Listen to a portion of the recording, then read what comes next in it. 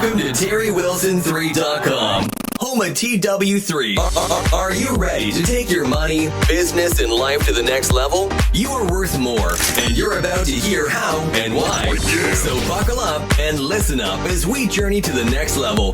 Please welcome your guys to reach your goals, the TW3 family. What's up, everybody? It is River. I am Terry Wilson's son, and welcome to the TW3 podcast. It's been a while since I've been on here, so forgive me if I make any mistakes or, I'm a little rusty on the podcast. No. But today we are talking about advice that has helped others in their business. Everyone has an opinion, and to the degree the opinion can bring positive growth to another, it has value.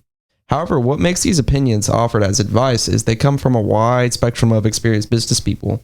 Even more special is there are business owners and professionals that are not up in some ivory tower on a book tour or a featured talking head on some show. No, these are real people running real business in the real world. So their advice is practical, profitable, and to the point what it takes to start, scale, and support a small business. Yes. So what I did, River, was last week I just put out a on social media, on Facebook. Saw that. Just a simple question. Yeah, just a little Just a little blurb to see, because a lot of people I'm connected with on Facebook are personal friends of mine. Some of them I don't know personally. Some of them I do. But most of the people that responded were actual personal friends that I have known over the years, run businesses from varying types of businesses. Hard business. Yeah. Hard businesses you've been involved in, or at least the industries.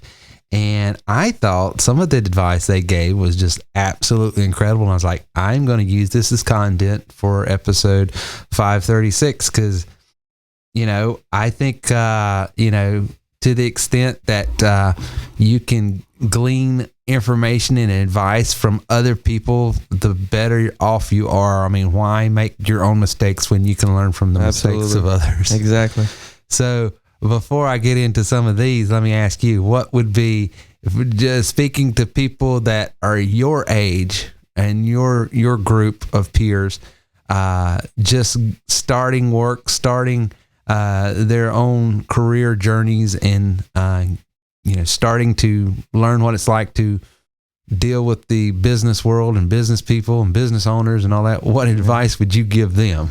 Well, obviously I'm young, so I have not the most business experience, but you have a perspective. I have a perspective now. Yeah. And from my short-term experience, I would say, don't take yourself too seriously.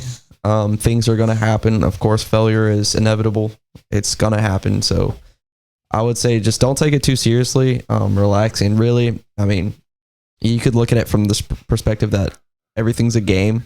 Yeah. And really businesses, it's a game. It's a sport. It's a sport. It's a score. You compete against people, very competitive. You got to score. You want to win. There's rules to the game. There's rules to the game. You got to abide by. And so I would just say, don't take it. Obviously, it's a serious thing, but don't make it life and death. Exactly. It's okay to mess up a couple of times. Give yourself a break. Cut yourself some slack. I got the privilege to being able to speak at our home church today, which I love doing. That was good. And well, thank you. But that was a point I really wanted to drive home, and that we were talking about the Beatitudes over in Matthew 5, where Jesus' first published sermon was the Sermon on the Mount. And he talks to people about, here are the pathways to happiness. If you want to be happy, here are 9 attitudes you need to adopt. That's why they call it the Beatitudes. And he goes into, blessed are the poor poor in spirit, for they shall have this. Blessed are the meek, for they shall inherit the earth. Blessed are this. So, so the word blessed there is interpreted happy. You're right. Happy is the person.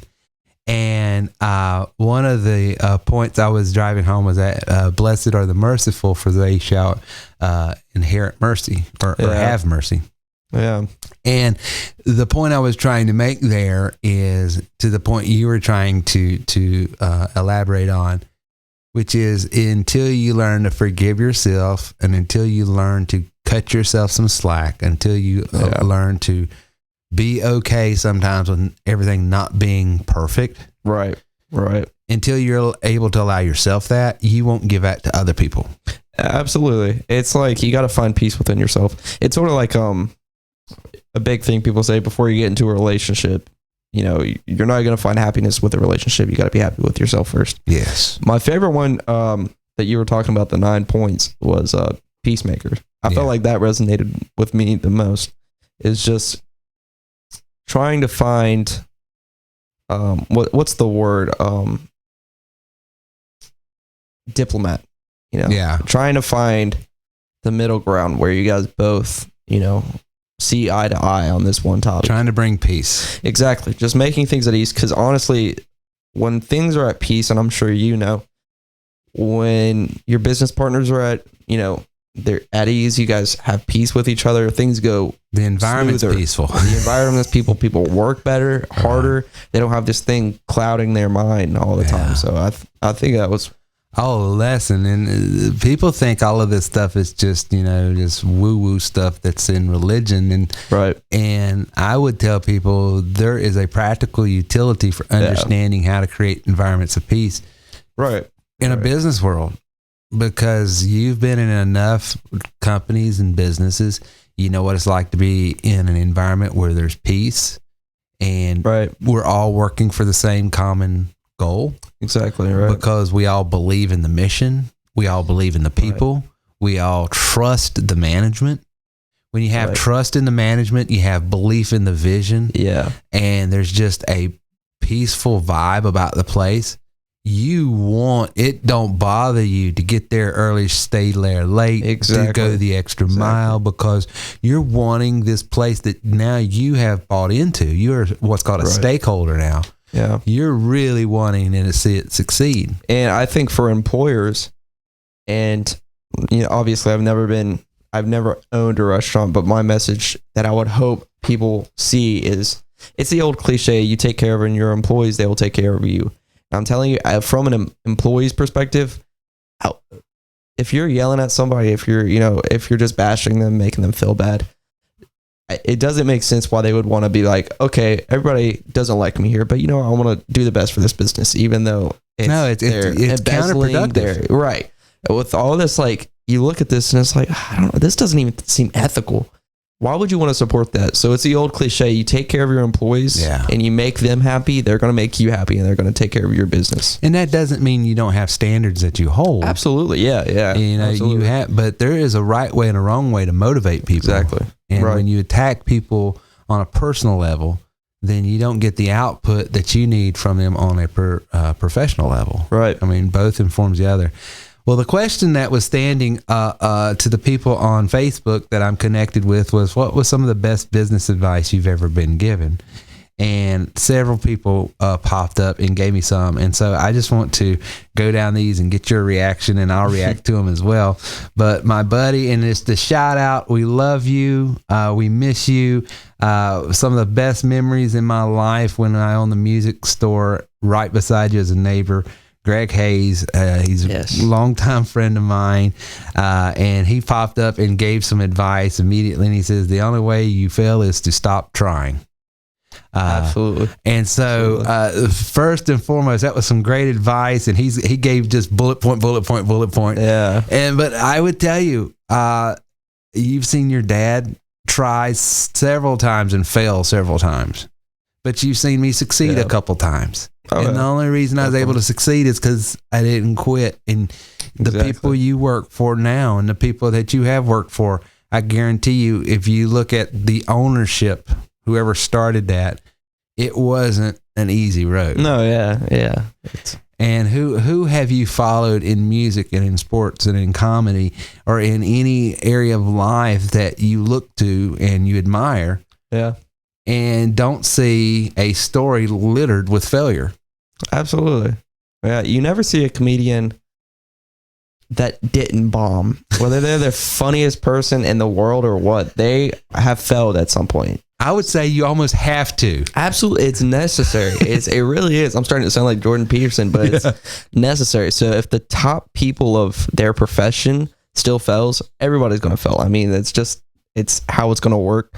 So I think it's necessary to bomb and just bomb your stage. Absolutely. And then you learn from that. If they had quit the first time they bombed, because obviously failing is hard, Yeah. they wouldn't become the person they've become.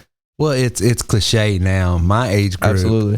We grew up loving on, and I thank God Reagan's not here. We can talk freely about Michael Jordan. But it is cliche, you know. Michael Jordan got cut from the basketball team the first time he tried out in high school, and how many times he's missed the shot, how many times. I mean, there's this whole meme that's down about how he has failed at this and failed at this and failed at this. And for many people, majority of people, and I would say Reagan, the smarter people, he's considered the greatest of all time. And even if you don't agree that he's the greatest of all time, his name is right there next to the person you might think. So that tells you he's got credibility to be. It's undisputable that he's in the conversation, even if you don't agree with me. And the point is, here's a guy that has had nothing but failure from day one, from failing to be on a baseball team, getting cut from the high school basketball team, losing his father and retiring from basketball to go try to play professional baseball and failing at that. And I would argue probably one of the biggest failures in ownership of the NBA, but yet he's considered a success. Absolutely. Yeah. So it's part of the gig, it's part of the game. And so I love Greg's advice here. You cannot find a win until you first be okay with failing. And the way you're okay with it is just don't stop trying. The best customers are built by building a relationship with them.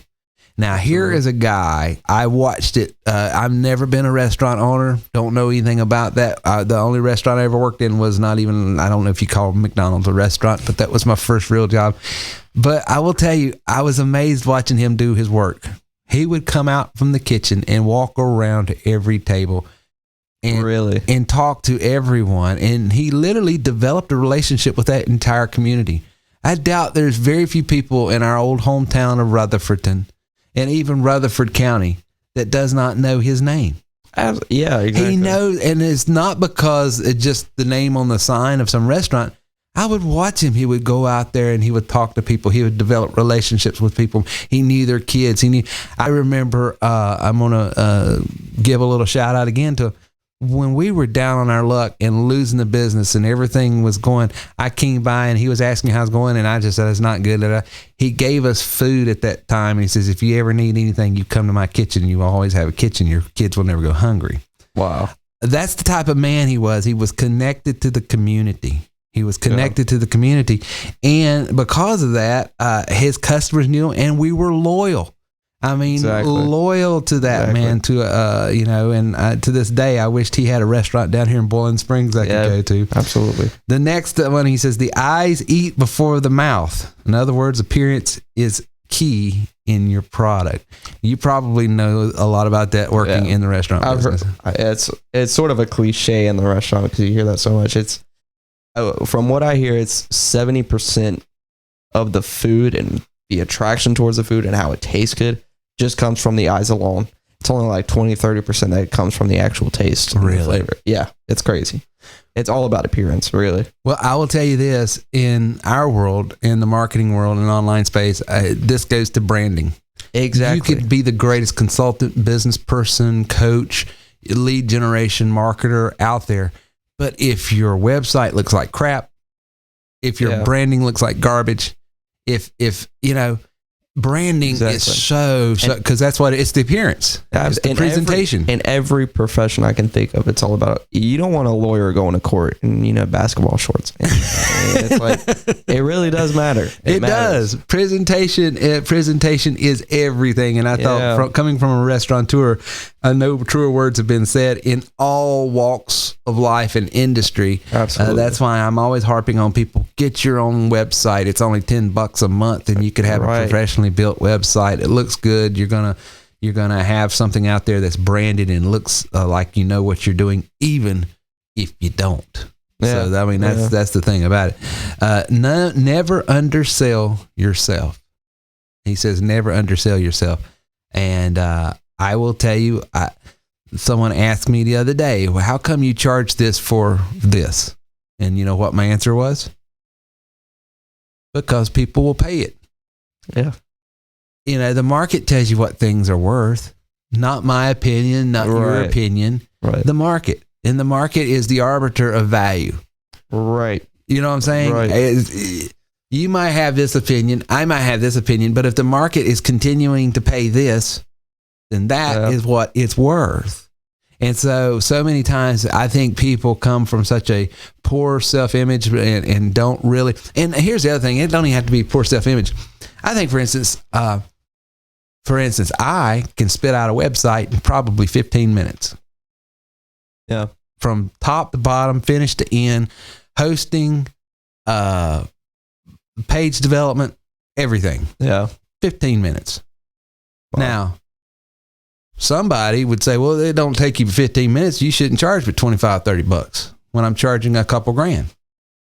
Well, just because it takes me 15 doesn't mean it's only worth $20, $30. Exactly. Because it took you're paying for the years behind me learning all of this stuff and having all these quick key commands and all of this stuff. I've got a system in place. You're not paying for the moment. You're paying for the years of grunt work that it took you to get to that point. But a lot of people in different professions, whether it be contractors, just because it don't take you any time to do something because you've mastered your craft doesn't make that service or product any worth. Right. I mean, because you talk to someone, I was talking to a church the other day, and he says, well, it would take us about 3 weeks to complete this, when it was taking me, that project was about 30 minutes.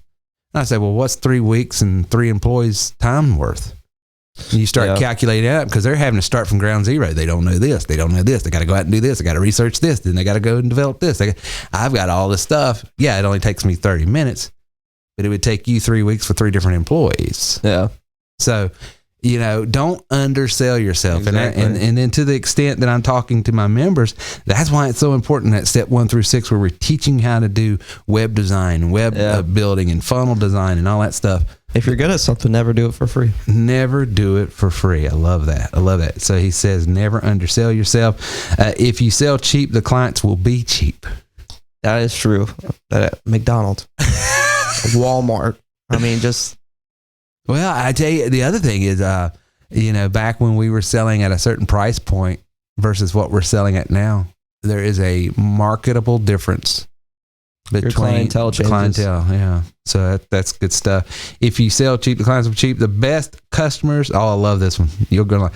The best customers are the ones who wait in line. Yeah. They want to be there. If they're waiting an hour to eat your food, you did something right. Now, there is a particular restaurant in Western North Carolina, in the mountains of North Carolina, we go to every year around Christmas, go pick up our Christmas tree. And we wait an hour typically to get in there. We'll wait all day if it takes. And we will pay a premium for food that we don't even get to choose. There is no menu. Yeah. They come out and they bring you what you're going to get, which is a family style, fried chicken and it's that perfect Thanksgiving meal. Up there getting our Christmas tree. And then when you go to check out, they don't take credit cards. They only take cash. And if you don't bring the cash with you, you got to go over to an ATM and pay them $3 to get. Yeah. I love it. It's so. But it's like they are making money left hand, and you're waiting in line to be treated this way, and you're glad. Oh, yeah. But they've got a client base. That's the thing. That's the great point of not underselling yourself. They know what they have. Yeah. They're not going to make these cuts. So it's like, we can afford the taxes. We just want more. Right. It's like they know what they got, and they're going to sell what they got to whoever they want. And think about this just from a restaurant. I have to jump out here for a second. But they've literally got about 6 items on their menu. They got the fried chicken. Yeah. They got the fried chicken. They got the what's the biscuits with the biscuits, ham and ham biscuits. They got the Salisbury steak. Oh yeah, mashed potatoes and gravy, coleslaw, green beans, and the apple thing. What is it? That apple? Oh, it's like a sauce type of thing. Yeah, it's not applesauce, but it's an apple. But there's 6 or 7 items, and that's it. And they bring, and then the only thing you get to choose is your drink and dessert. And there's only 2 desserts. You want the peach cobbler or the, So I love it. But think about this, that they just buy tons and tons of these 7 items. They are back there. That's all they're cooking. Yeah. The waiter don't come out with us like, what will you have? What we have? They say, okay, yeah, we'll be. I mean, they have got a production line. I'm thinking, I'm just trying to imagine what it would look back there. I mean, you work in an Italian. Dream. Yeah, you work in an Italian restaurant that's got a menu the size of Texas. I sort of dream of stuff like that where it's because a certain restaurant, one of my first jobs I worked at was, you knew what they were going to eat. You don't have that much on the menu. It's a pretty short menu. Yeah. It's so easy. You're not looking, okay, I got to make this. Okay, now I got to make, you're just throwing it down the pipeline. Just here, we know we're selling this. So right. I just think it's just a great business model. I was like, man, you guys have got it made. If the customer's children bring them there, you have a multi-generational advantage. That's true. It's true. That is, when you can sell to, we got to figure out a way. And we are. A matter of fact, I know of a family down in Georgia right now. His son has joined him into the TW3 business. Really? So that's exciting to see. I think on both ends, at the church and here, I think it seems like the past year or so, there's been a lot of improvement to sort of multi-generational. Yeah. To be intentional in reaching out. Another shout out, another business owner gave me this advice. He was an appliance store owner, a photography shop. He ran a photography shop, weddings and stuff like that. Good friend of mine, known him for years. Everett Murray, shout out. He says, if you don't take care of the customer, someone else will. That is so true. I like that one. I like that one a lot. If you don't take care of your customer, someone else will. That was the best advice. And so that's being intentional. And to me, to be able to take care of your customer, you have to understand their pain points.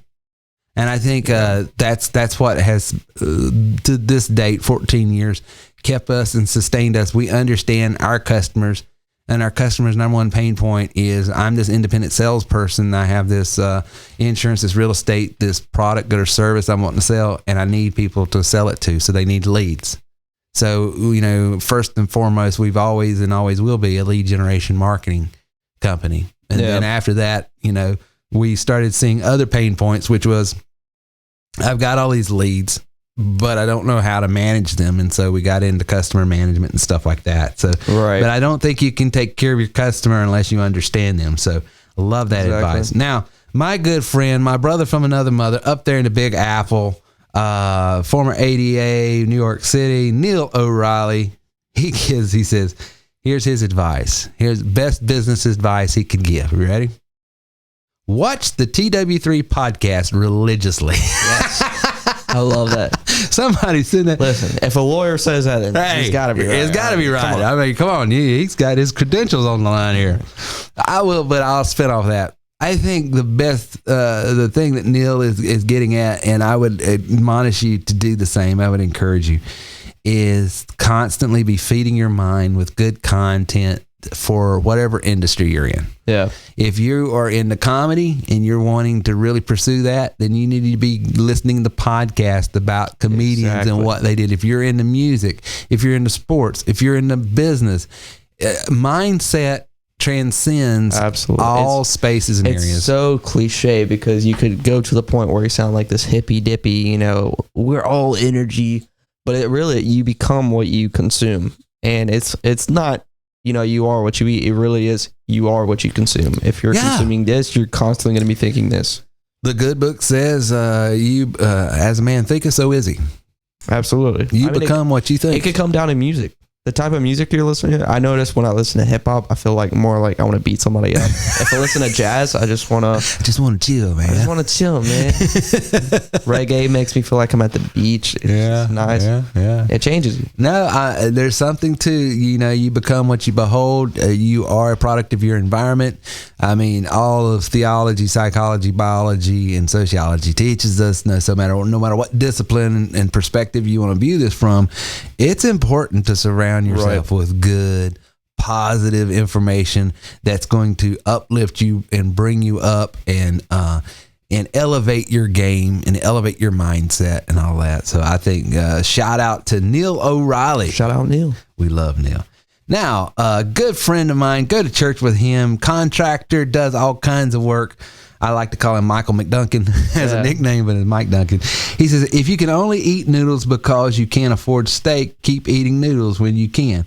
so you can keep investing back into your business. And I like this because so many times people eat the seed. I make $100 and so I go out and eat $100. And what he's getting at is what I've always tried. I try to live off about 30% of my income, because the others I want to save and the others I want to reinvest back into the company.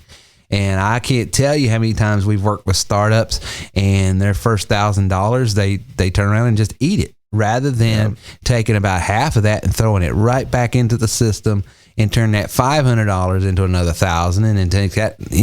You got to have that seed money to keep feeding the beast, feed the beast, so that you can constantly have more and more business. And I love that advice there. Great stuff. Terry Armour, he's a shop owner, and he says this: don't start a machine shop even though you have a business plan, especially in the mid-90s, because everything is going to China.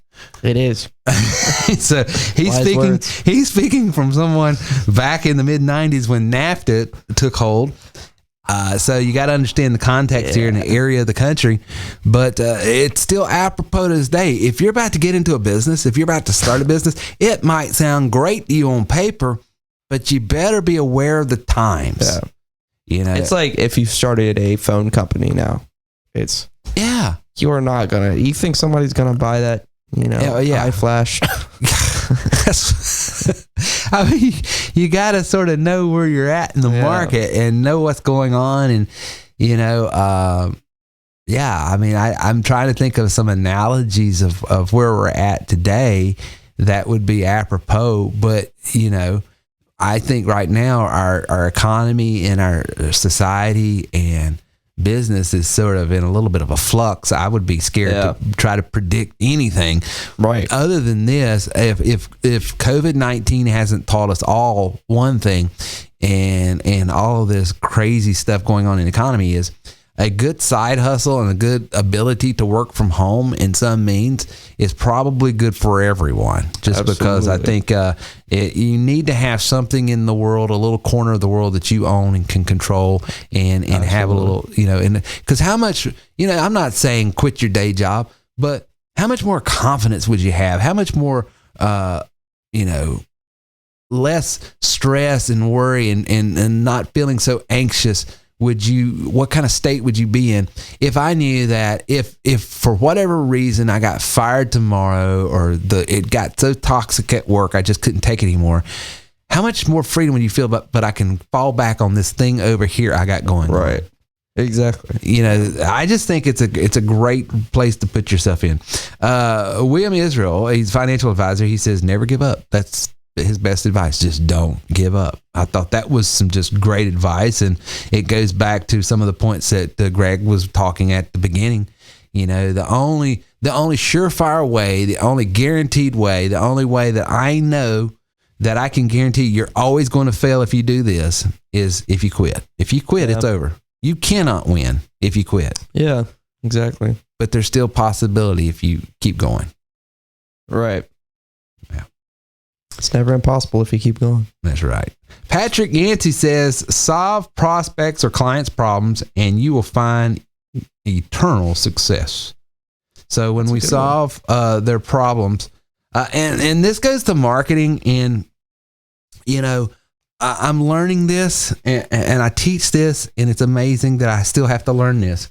And it goes to this little card right here that we developed. This is a little tap card. And this illustrates what Pat was just talking about, where if you just solve customers' problems, you'll be easier. You'll be successful. Now, what does this have to do? What does this tap card have to do with solving people's problems? When I talk to people about TW3 and lead generation and marketing and what we do and all that, I get into the weeds. I talk about we've got a database, we got a bulk texter, bulk emailer, autoresponder. It's overwhelming. It's overwhelming. It's like, what? But I've learned if I go up to their phone and I tap it with this right here, and then a thing pops up that gives them a 3-minute video about how they can start working from home as a side hustle. Don't have to call anybody. Don't have to pester anybody. It's not some MLM, network marketing, pyramid scheme or anything like that. It's a legit job with legit products to sell. And you can make anywhere from $100 to $1,750 per client. You do it on your time frame, your schedule. How easy is it? Did you just see your phone get tapped? And you're already getting all you got to do is take this card and start tapping people's phones. Yeah. Now, what I just did is I simplified thousands of dollars worth of technology in the background that's working. Right, exactly. I didn't use any of that language. It's text response, autoresponder, text, all that stuff, because it's over people's head. But they got that. I just tapped their phone. Yeah. And it sort of is like a dangerous line, because if you make it sound too simple, then it's like, well, that's too good to be true. I mean, true. But I think that's the perfect amount of it. This is a real thing. You're going to have to work. It's going to be harder, but I think it's the perfect healthy amount. Yeah, well, it just doesn't overwhelm them with information. Exactly. It means nothing to them. Exactly right. And to the extent they want more information, it's all there. But it's done in such a simplistic way. And then the question is, well, does it work? Well, are you listening to this video right now? Are you getting these emails? Are you being followed up with? Because everything you've experienced up to this point has all been automated based on your response. Yeah. And that's the technology. It'd be working in the background if you so chose to do this type of business. Exactly. That's it. It makes perfect sense. It illustrates what the products, goods, and services are as they experience it. So it's a great way. And we're having it's called affiliate cards is what we're building, and it's for membership cards, and they can out there as they're at the gym like I am or whatever. Yeah. It's just one more way. Just tap people's phones and say, hey, if you ever decide that you want a side hustle or some meaningful income, and Christmas is coming up, you want to earn extra income, here's a great way of doing it. And they don't have to sell anything. It's perfect, because you're not having a contract out. You're not having this whole sales pitch. Just tap. If you want to check it out, go check it out later when you get home. It's the perfect way to interact. It solved a problem. It solves a problem. It's on their time frame. It's on, it's not pushy. And it's not, God forbid, it's not spamming people's social media feeds. Yes. And trying to get them involved in some sort of peel through lotion or potion. Yeah. You call 5 people and they call 5 people. None of that nonsense. Yeah. And it's illustrating to them how this is so doable. This is just one method that you can connect with people. We've got the call center where it drives people in and all of that. But that would be all shown just with the tap of a card, which is pretty darn cool. Oh, yeah. That's technology. That's the future right there. Yeah. Well, dude, I thought these were great. I mean, I thought that was some great advice. And shout out to all the people who took the time out of their day to leave that, because, I mean, that really is valuable advice. It's very valuable, practical advice. Right. And these are, I can tell you, for most of these, I know Greg and I know Everett and I know Neil, and I know several of these guys. And these are guys that have done it or doing it every day. Oh, so these are all successful people. They've people. Man, they've talked. They're not just talking the talk. They've walked it. They've been there. It's exactly right. So I just think it's good to be around good business people, and iron sharpens iron. And so that was just some great advice there. Well, we hope you've liked episode 536. River has been good to have you on the show today and filling in and hanging out. Having me. Yeah. Where have you been, by the way? So I got this job. And this has been really tough. Well, this episode has been sponsored by TW3. Make sure to check it out. No, people have been asking, why is River off the camera and all that? And you'll sit over on this side, which is the camera's not on that side. And that's so you can leave to get to work. Yeah, it really is. I've been bummed about it, because it's like I miss being on the podcast. I miss the community. So I've had to talk to my boss about trying to get off Sundays, because we only do, on Mondays. And by that time on Mondays, I'm off. Yeah. It's me difficult sometimes. Yeah. Well, we had to accommodate our record time because Reagan's schedule changed. Exactly. So we used to record we just had different schedules that don't line up. And then Reagan was sick today. Him and Alicia are sick. And so they were out and couldn't come in, and River was bummed because you said, well, I took the day off so I could do this. Yeah, it's the first time I've seen him in a long time. It's a bummer, but I mean, it happens. That's life. You will see him Friday. But I don't work then. Does he come in the afternoon? No, your birthday's Friday. You better be off. Oh yeah. You better ask. Yeah, I'm off that. All right. Well, guys, we hope you enjoyed this episode of the best business advice that small business owners, big advice from small business owners. If you got advice, put it down there in our comment section there. We'd love to give you a shout out on the next show. I always love to see what other people think and what advice they've been given through the years. My advice has always been the same thing. Don't quit. I mean, exactly. That would be the only advice I would give anyone is like when you decide to do something, whatever it is, start a business, lose weight, get married, have kids, climb a mountain, whatever it is, just don't quit. It's going to be hard. It's going to be tough, but get it in your head. I'm not going to quit. And it's said a lot, so you could become desensitized to it. But I mean, really, if you just take a second and think about it, it's like, don't quit. Just don't quit. Just don't quit. I mean, it's hard. It's not as easy as just like stop being sad. Yeah. It's beyond hard. It's almost impossible at times. Right. But don't quit. Exactly. Just make the option of quitting not an option. Yeah.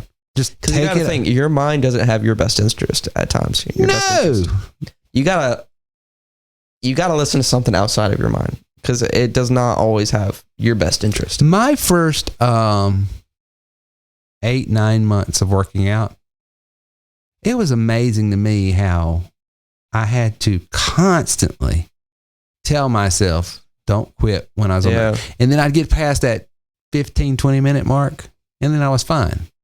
Yeah. But that first 20 minutes, it seemed like for several months. It's not really your mind, it's your body. It's your brain. It's not your soul, it's your brain and it's your body. Everything in me, my muscles, my respiratory system, my mind itself, everything's like, okay, that's enough. Stop. You're killing yourself. Stop. Yeah. And it's amazing how there's something, honestly, I'm about to get a little woo-woo, but just forgive me. There's something spiritual about overcoming yourself. Absolutely. Isn't that weird? Yeah. But just saying, no, I'm in charge. Yeah. This is what we're going to do. Some people call that an ego death. You just, you wash away your ego. And it's, and that's where you could get a little stoic, woo-woo and all that. Yeah. Well, but there's truth. There's absolutely true. There's truth in the learning how to just take control, and it is a fruit of the spirit, self-control. Yeah. To take control of your wants, needs, desires, exactly, and just say, no, this is what we're going to do. Absolutely, that's nirvana right there, where you have no wants, no desires. You're just content. You've achieved yourself. You've beaten yourself. Yeah, and it's hard to do. It's very hard to do. You don't ever see somebody in complete nirvana. No, it's.